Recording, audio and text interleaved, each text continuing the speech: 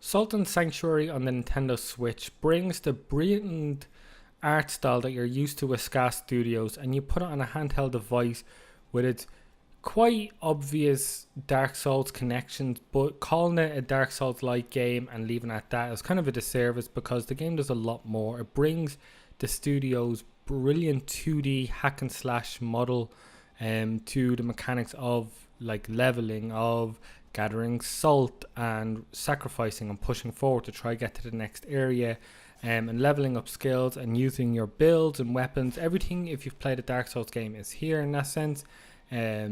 So if you haven't played a Dark Souls game, essentially what it is Salt and Sanctuary is a tough as nails 2D action hack and slash game that allows you to sort of build your character or your class out to whatever spec you want it to suit your style of play.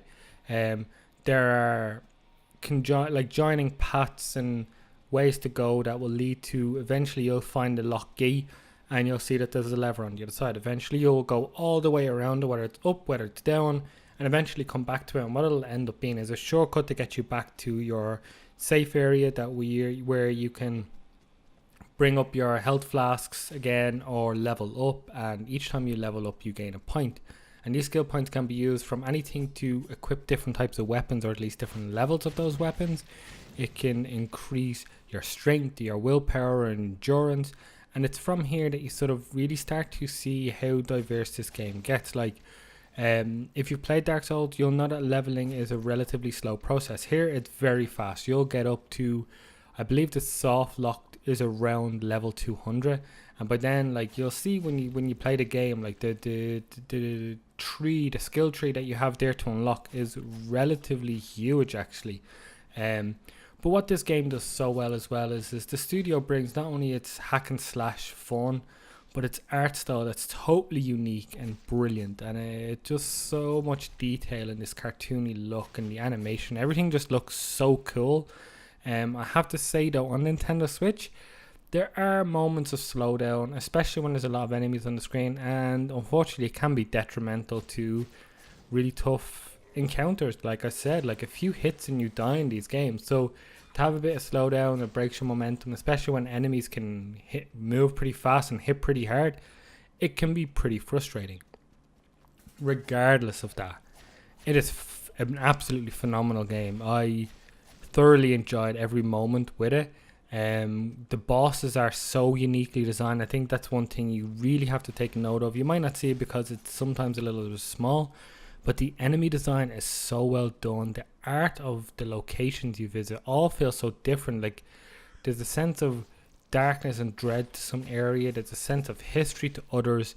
And exploring this, they've done a fantastic job of making a world that's enjoyable to explore. Like it's inspiration games, but also very unique. This is dark. This is quite a dark game in more ways than one. It's dark and gory. It's quite strong. But yeah, it's got a ton of bosses. Each boss felt very distinct and unique, and I enjoyed every single challenge of one. Some enemies can frustrate, but I mean, that's what they're supposed to do. Nothing feels cheap. That's something that must be said. The only major down point I have to this game is the performance, which you can really feel it chug along at times, which is unfortunate. But other than that, this is sort of a game that will offer so much to you in terms of challenge, variety, in visual art style, and you won't really get anywhere else except from Ska Studios. They've been around for a little while now, and every single game they bring out is fascinating. It's brilliant. It's probably the best word to describe their games. Charlie Mortar, The Dishwasher, all these games are so good and unique. And here's another one that's unique in a familiar style to a lot of people, but done in their own way that works so well.